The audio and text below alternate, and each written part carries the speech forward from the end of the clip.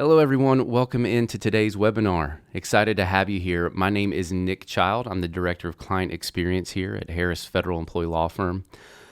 Excited to talk to you today about the reasonable accommodation process for federal disability retirement. This is a confusing topic. It's one with a lot of nuance to it.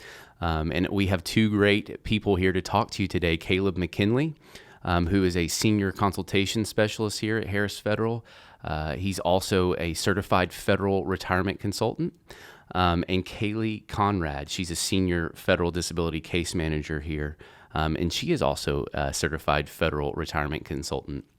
Two great people to speak with you to help you understand what we're talking about, because they work in this every day, talking to federal employees just like you. And helping them understand their benefits and what their future looks like and whether or not they can qualify, and then walking them through every step of the way until they get approved. Our goal here is really to help you understand what your future can look like, how you can get the benefit, and then to make that process as smooth and simple as possible for you, to take the burden off your shoulders. We know you're probably in a situation you never thought you'd be in. It's a tough one. It can be confusing and frustrating, and we've done this, for thousands and thousands of federal employees and been very successful in it. And so we're here to just help you through that process and make your life a lot easier. Real quick, here's our disclaimer. Basically, just saying that this is not legal advice. We're trying to put out these materials as educational materials to help you understand these benefits so that you can make the right decisions for your future and based in your situation. We've also got a chat box open here. We're going to put up a graphic here so you can see where that is, whether you're on your desktop or a phone. This is a great place to ask questions. We have team members live here ready to answer your questions as they come in. These are our consultation specialists, case managers, other team members from here that are highly trained in these benefits, and are excited to get to those to you. We'll get to them as quickly as we can. We usually get a lot in during these webinars. If there's one that's really specific about your case, it's probably not the best place to handle it here. What I would suggest doing is calling our office and getting a free consultation scheduled. And one of our consultation specialists can walk you through step by step your case, how you could qualify, what all of your options are with your different federal benefits, and really help you understand how to maximize your future. So take full advantage of that chat box here and then follow up with this on a consultation. So without further ado, let's get started. Caleb and Kaylee, thank you guys. Let's go. Well, thank you, Nick, for the introduction. Like you said, my name is Caleb McKinley. I am the Senior Consultation Specialist here. I'm a federal retirement consultant. And I get the opportunity to speak with federal employees every single day about disability retirement, and of course, the reasonable accommodation process, and understanding this process from the ground level. Today, we're going to spend some time. I've got Kaylee Conrad here, and she's a senior case manager. Kaylee, welcome. Well, thank you for having me. Like Caleb said, I am one of our senior federal disability case managers here at Harris Federal, and I look forward to going through the accommodation process with everyone. Good deal. So what we'll cover today, we're going to be speaking primarily on the topic of reasonable accommodation. So we want to understand what that means, and of course we'll talk about what a valid reassignment offer would look like. We're going to understand what disability retirement would be, which is of course tied in with the process of reasonable accommodations potentially, and how one might qualify for disability retirement. And then lastly, we're going to touch on what a service deficiency would look like and how that might apply to your situation. So jumping right in to this topic here, understanding the reasonable accommodation process. Kaylee, could you tell me what is a reasonable accommodation?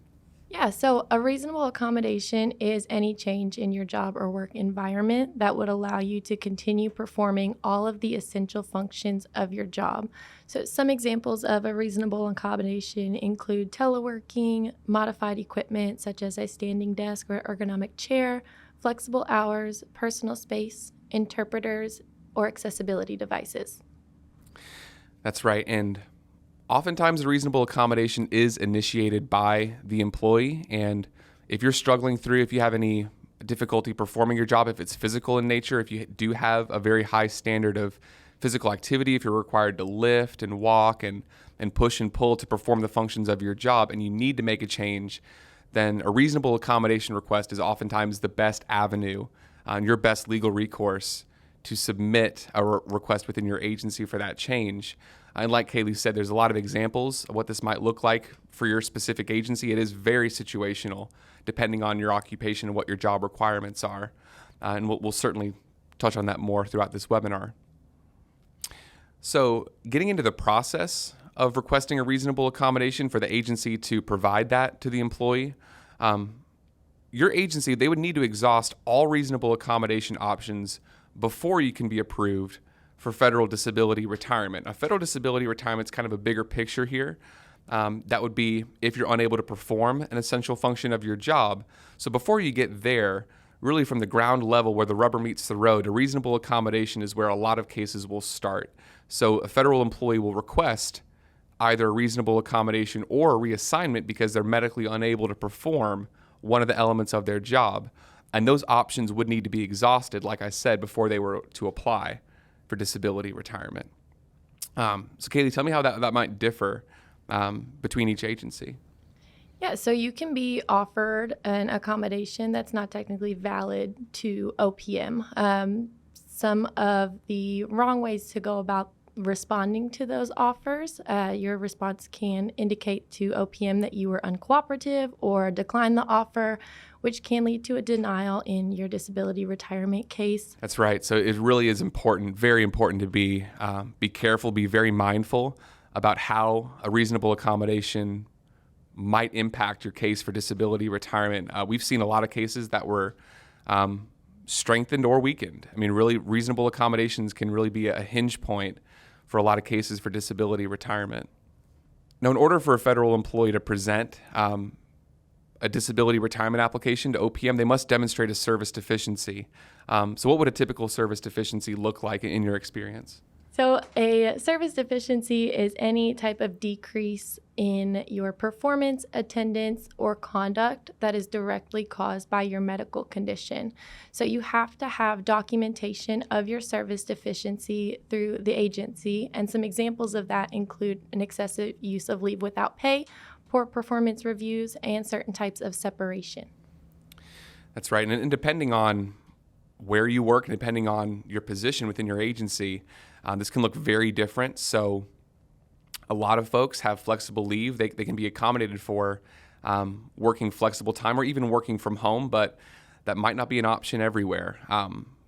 Certainly poor performance reviews and being held to a very high standard at your agency. You could be getting 5 out of 5s. You can be getting full performance and fully successful.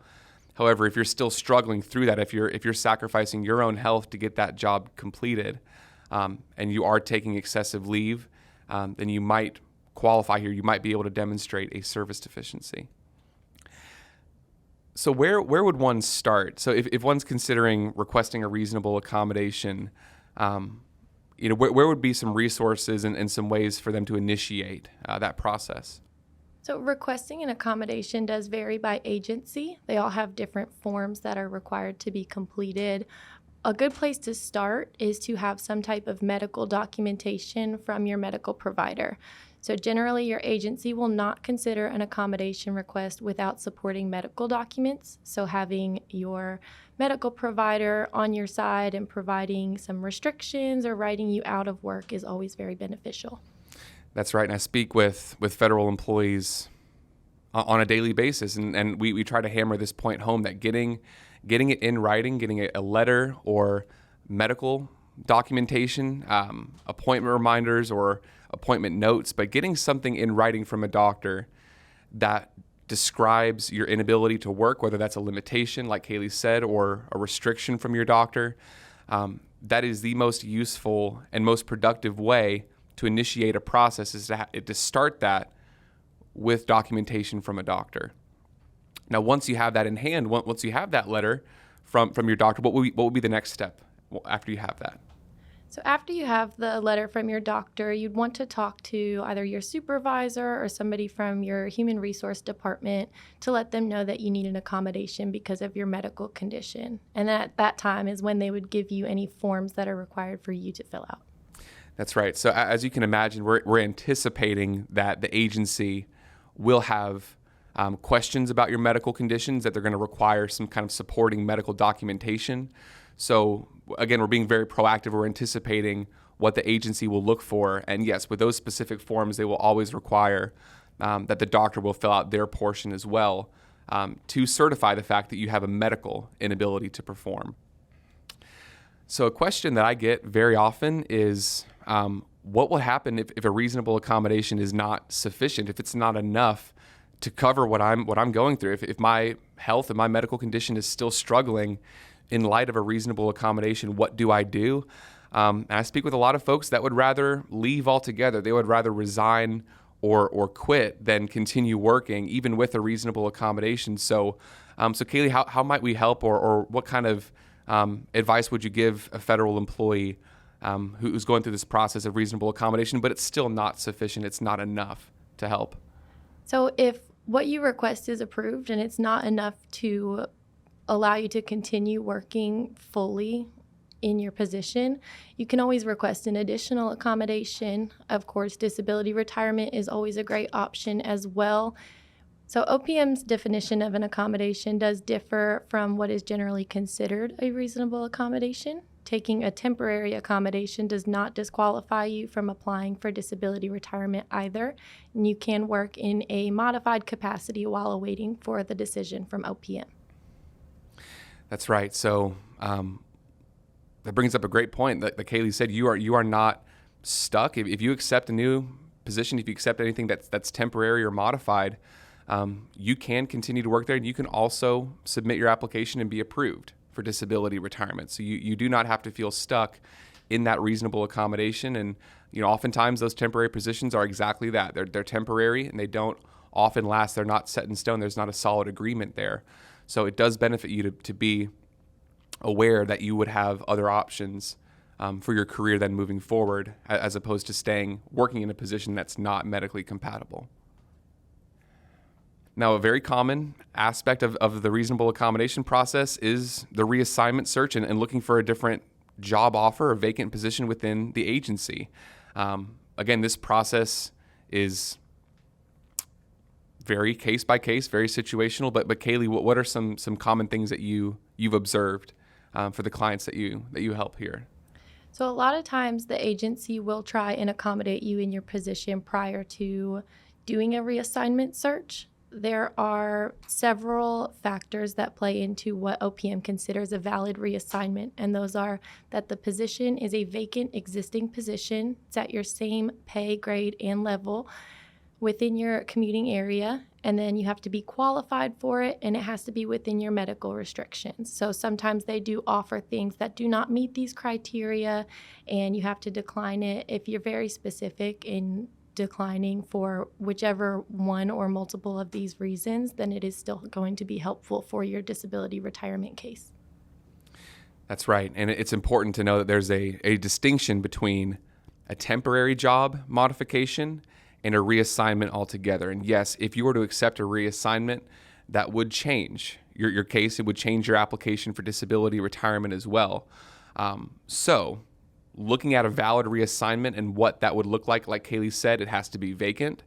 It has to be at your same step and grade within your commuting area, and it's got to be a job you're qualified for. And most often, the job offers and the reassignment offers that we see do not meet these criteria. So make sure that you're going through that new job offer, making sure it's fully compliant with OPM's criteria, because if it's not, you can be protected. You can refuse to accept that job reassignment if it doesn't meet the criteria that it's laid out there.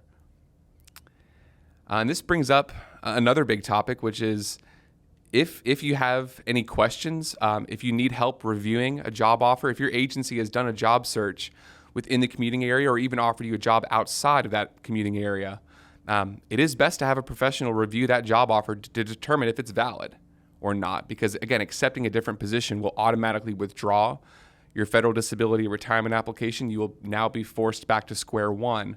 So this could potentially have a detrimental impact on your success on your application. So make sure, if you have any questions, if you'd like help reviewing that new job offer to determine if it's fully compliant, call our office, call Harris Federal. We'd be happy to have a consultation with you and walk you through your options and how you might be able to move forward there with your career.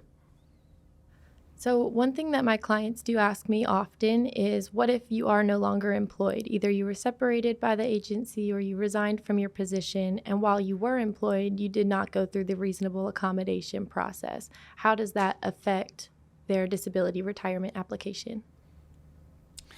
Right, and I get that question often as well, and it's difficult. To be quite honest, if you're no longer employed and you did not submit a reasonable accommodation request and your agency did not initiate that process, it can make it difficult to be approved for federal disability retirement. We would need to have, like we mentioned before, a demonstrated service deficiency, and that service deficiency would need to be caused by your medical conditions, and having that direct connection would certainly be helpful in submitting your case. Now, your agency is still required to provide documentations to OPM. However, if you've already been separated, it can delay your application. So oftentimes a client or a potential client, if they've been removed or separated by their agency, they're no longer on the rolls, they can no longer communicate. They can no longer make requests from their former supervisors. So again, it's exceedingly difficult to get the information that we're looking for because the agency has cut ties and cut communication with that employee. So it is very important, like we had said before, while you're still working, or at least while you're still on the rolls, if you're still on the books with your agency, you can submit a request for reasonable accommodation. But after the fact, that might make it very difficult for you to receive the information that you're looking for to include in your application for disability retirement. It's still possible. It'd still be worth considering. However, without that reasonable accommodation on record, it may be difficult for you to establish your medical inability to perform. Like I mentioned before, a lot of federal employees are concerned whether they need to resign, whether they need to submit a request for reasonable accommodation, whether they need to take a different position altogether. So the question of whether or not you should resign throughout this process, it's a very important one. However, we have very strong feelings about how that might impact your case. So Kaylee, tell me about how a resignation would be perceived and how that would be potentially damaging to your application. So yeah, like Caleb said, resigning from your position can be damaging to your disability retirement claim. So it is best for your case to stay employed through whatever means necessary. So what this means would be either getting doctor's notes, some FMLA paperwork filled out, using your annual and sick leave, or going into a leave without pay status. Ultimately, it is more helpful for your agency to separate you rather than for you to resign. That's exactly right. So having documentation from your doctor to show your attendance, to show that you have a requirement to stay out of work, this would be much more beneficial to your claim. It would be more supportive than a resignation. So if you're considering those options, it might be a good idea to contact your doctor to see if you can get either a letter or an FMLA application or some kind of sick leave note. That way you can show that you have a paper trail, you have a written record of your attendance, and that's, again, one of the important notes that we've included on this slide. Keep copies of everything. Make sure you have a written record. Any decision you make, if it's valid, if it has a doctor's signature on it, if you have the support of a medical professional, then that decision will support your claim. It will be upheld by OPM. So it's very important that you keep those records. So I often describe this as a staring contest between the employee and the agency. So whoever blinks first will lose in a staring contest. So in this situation, if you're considering a resignation, it would ultimately help your case more if it was your agency who proposed your removal and for them to separate you rather than for you as the employee to resign prior to OPM's approval. I know it's difficult to consider a separation by your agency and to be fired, but as I said before, in that blinking contest, as far as your strength of your case for disability retirement to be ultimately approved and for you to have a strong case with OPM, if your agency blinks first, if they propose your removal, then you will win, and you will have a more solid case and a more consistent application. So just to clarify, there are a few different types of separations or reasons for separation that can be helpful, such as for attendance or a medical inability. But those for conduct or things like that aren't directly related to your medical conditions can also be harmful to your disability retirement. That's right. So again, behave consistently. We are not telling any federal employee to create problems or intentionally try to get fired. That is not the goal. However, if you're left between the options of resigning or staying on the rolls, it would certainly help if you stayed on as long as possible.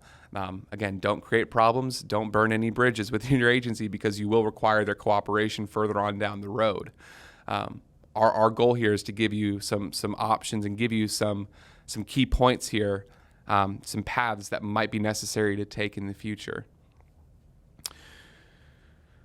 So if your agency kind of met you in the middle, if they weren't able to grant your full reasonable accommodation, but they counter-offered, they gave their own alternative offer to your request, what would that look like, and how would that impact your application for disability retirement?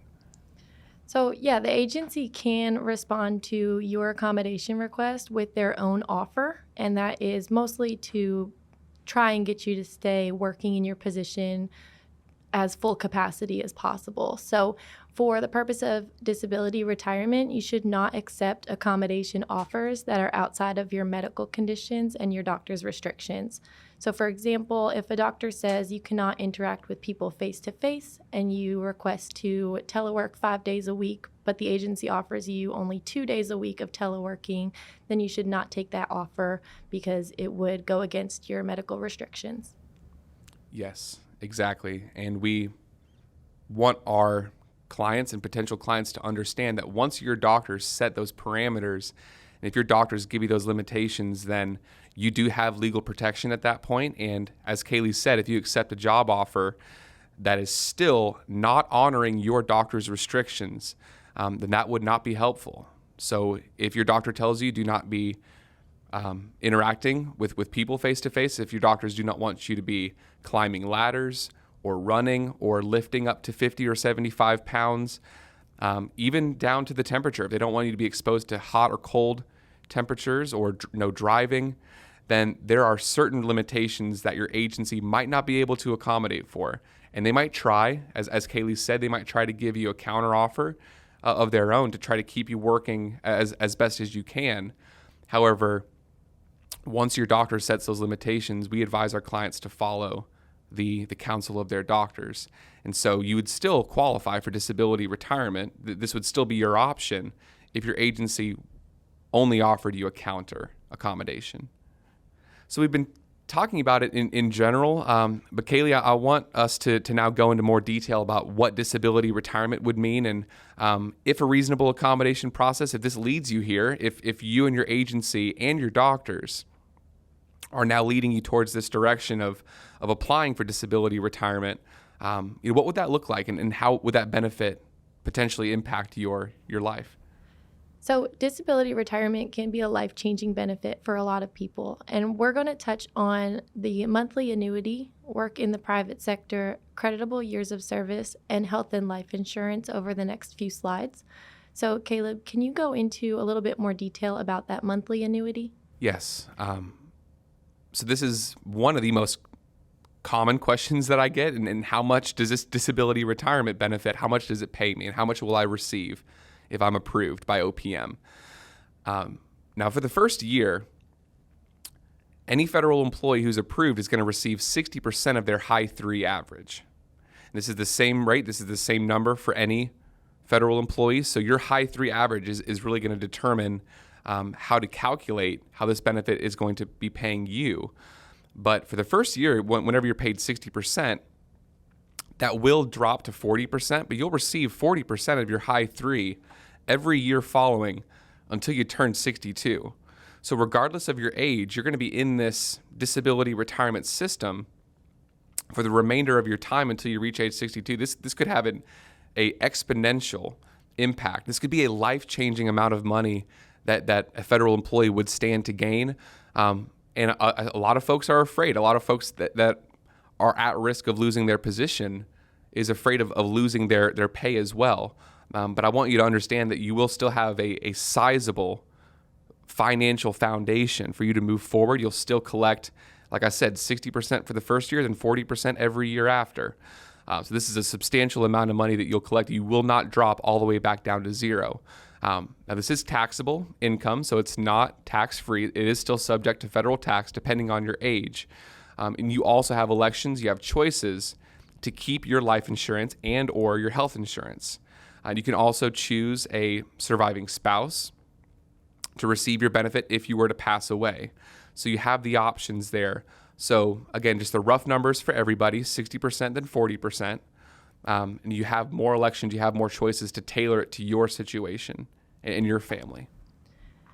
So just to touch on that high 3 salary a little bit, this is the highest 36 months consecutive salary that you have earned in the federal government for working for them. So the high 3 salary, to get that calculated, you can request an annuity estimate from your agency HR department, and they would be able to provide that to you, and it would also show a breakdown of any insurance premiums, potentially taxes as well. For a general idea, you can look at the adjusted basic pay box on your SF50, and this would include your salary and then the locality pay as well as any cost of living adjustments. That's a great point. So yes, cost of living adjustments, your locality pay, those factors are included in your high 3. So if you have any questions about that, contact your HR department, like Kaylee said, see if they can give you an annuity estimate.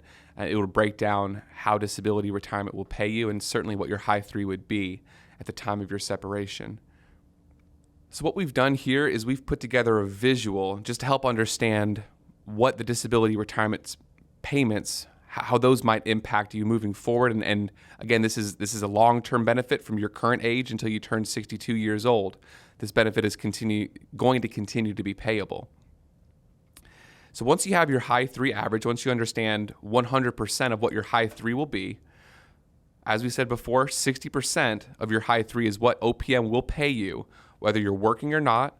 They're going to pay you a solid 60% for the first year and then 40% every year after until age 62. So we visualized it in a way that you understand that these are the building blocks. This is a foundation so you can understand what your basic pay might look like and how OPM will be dispensing this monthly annuity to you for the long term of your retirement. And I know this is very common for your clients, Kaylee, so could you tell me about any of the clients that you represent that are working currently in the private sector and how they're able to make money while they're receiving disability retirement? Sure. So you are able to work in the private sector while receiving disability retirement. And in doing that, you can earn up to 80% of your old position's current salary on top of those disability retirement payments. So you can end up actually making more money working in the private sector and receiving the disability retirement than you were previously earning while working in your federal position. That's true. Yes, and you can be making more money. And I speak with a lot of folks who start their own businesses that once they medically retire from the federal government, they can work in different occupations, different fields that they're passionate about.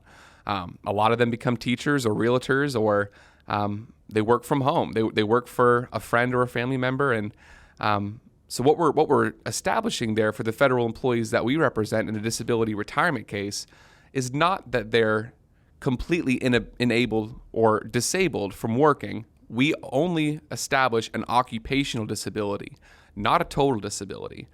So that means, again, you still have the potential to work in a job that's compliant, in a job that will honor your doctor's restrictions and limitations, a job that will give you the reasonable accommodations that you're requesting. So again, we're hoping that our clients will be able to find a job that's fully compliant and doesn't cause any unnecessary pain. And you still will be able to make money. As Kaylee said, you could potentially be making more money. And we'll show you here, we'll visualize how working in the private sector will maximize your benefits of disability retirement. So let's go back to 100% of your original salary there. On top of your 60% high 3 average, which is what disability retirement will pay you for the first year, you have the potential to earn an additional 80% working another job in the private sector. And as those two blocks add up, you are left there with 140% combined. So you have, again, the potential to make 40% more money than your original salary. And that is while you're receiving disability retirement. So you've effectively worked less, but made more money in that first year. And then every year following, as we had said, you'll be left with 120% total. That's 80% working from another job, plus 40% your foundation of disability retirement. And that does last until you turn 62. So as we look at the future, and as we look at your career after working for the federal government, your career while working on disability retirement, this time, the credible years of service will continue to accumulate as if you're still working as a federal employee. And this concept is hard to understand. So Kaylee, how do you describe this to any client that you work with? Yeah, so kind of I like to give an example. So if you're 40 years old right now and you have 10 years of service, then by the time you're age 62, if you're on the disability retirement, that's another 22 years would add to those 10 years. So then at 62, you retire with 32 years of service. Exactly. Take your current age and the difference between your current age and your age at 62, that time will be credited to you just as if you were working as a federal employee at your agency.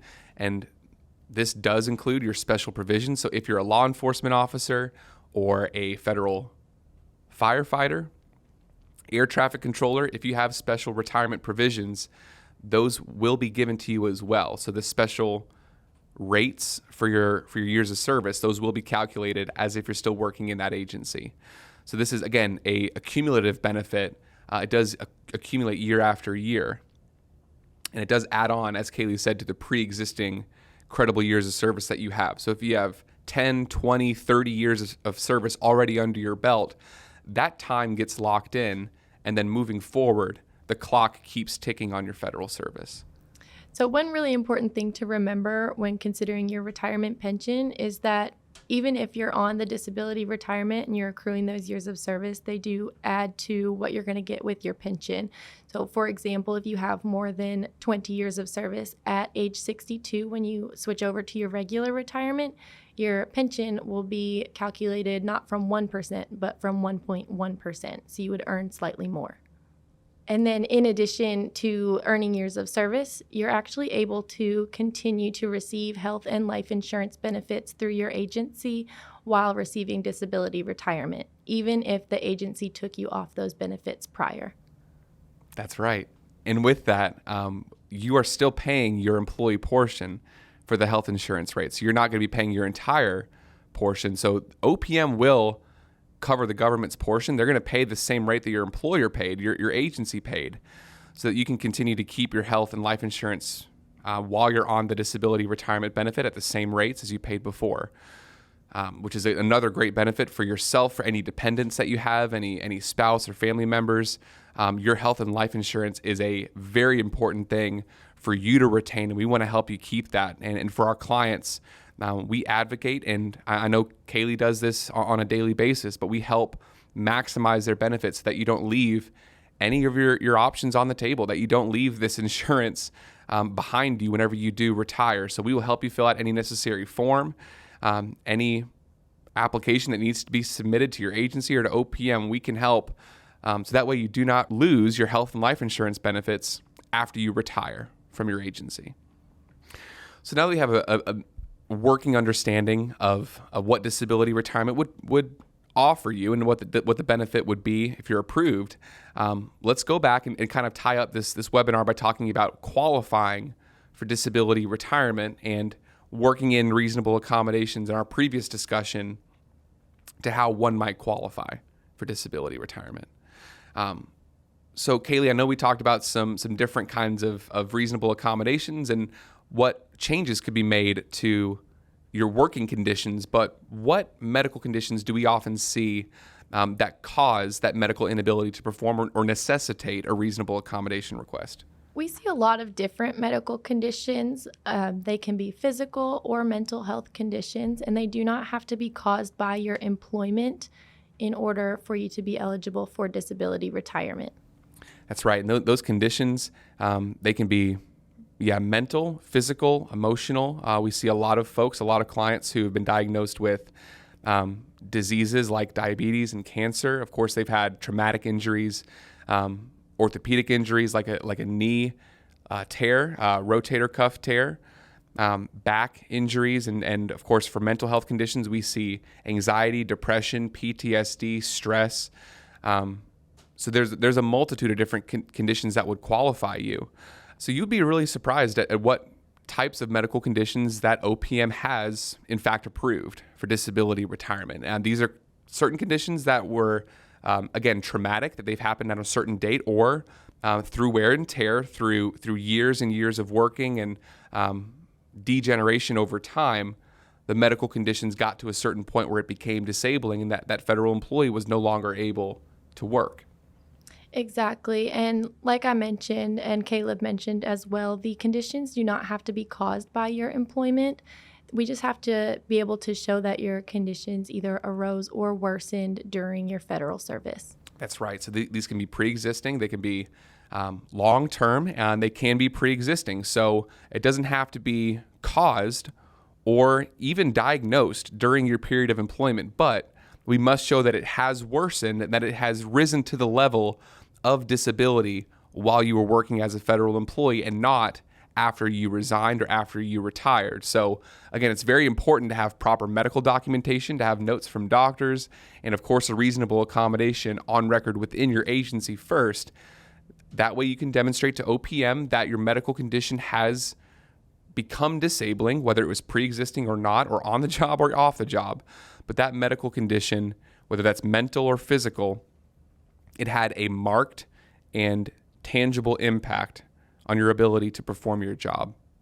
And with those conditions in place, then you would certainly qualify for disability retirement. So as we mentioned earlier, the disability retirement requires that a federal worker must have become disabled because of a disease or injury for useful and efficient service in their current position. So you have to be able to show that you are unable to perform your job, not any job. That's right, Kaylee. And with your job, of course, you have a performance appraisal each year, sometimes more often than that. Of course, you'll have attendance records. You'll have fit for duty standards oftentimes. So within your performance and your position description, there's a lot of elements and again, plenty of responsibilities and tasks that you might not be able to perform. So if you are struggling, if you're having any difficulty performing an element of your job that's listed in your job description, then that would qualify you. Even if you're only performing 99% of your job, if there's that 1% that you're unable to perform, then that will qualify you for an occupational disability. So it's very specific to you and your job and your agency. Again, just to reiterate here, just to be a broken record, we are simply establishing that a federal employee is unable to perform their job. So your job, not any other job. So you could still work, as we had mentioned before, you can still earn money working in the private sector while you're receiving disability retirement. It's not necessary for you to establish that you are totally disabled or totally unable to work. So let's wrap this up a little bit. And what we touched on today, again, we touched on a lot of important information on how your agency might try to offer you an accommodation. Reassignment, as we said before, is not an option. They can offer you another position, but it's important for you to have a professional review that job offer to make sure it's fully compliant with OPM criteria.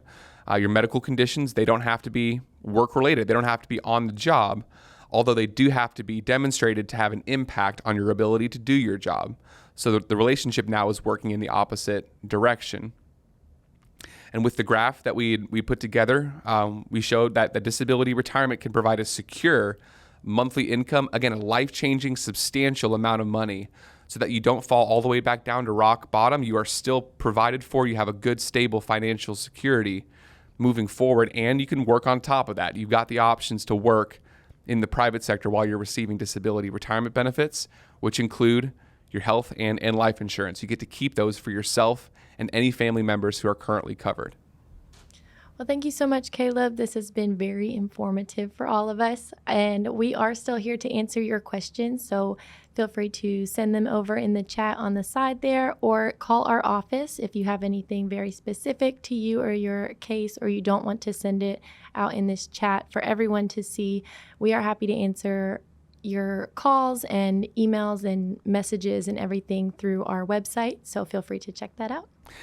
Well, thank you for your time as well, Kaylee. I hope that everybody here watching the webinar found it to be informative and that they learned something about the reasonable accommodations or disability retirement, the bigger picture there. So like she said, we're going to keep the chat open. We're going to answer your questions if you have them. Thank you so much for watching this webinar, and we hope it sparked a lot of good conversation and a lot of good questions about how this might apply to your current situation. I'll hand it back over to Nick now, and I'll let him wrap up our discussion. All right, thanks, Caleb and Kaylee. That was so much information, and I think that was helpful for a lot of people to understand, what that process looks like for them, and how that can play into their approval for federal disability retirement and understanding reassignment and all of these things. So I know that was a lot for everybody to take in. Hopefully, you could see, Caleb and Kaylee really understand these, and I think explain it in great ways. If you still have questions, we're going to keep this chat open for about another 10 minutes or so. Feel free to leave us more questions there.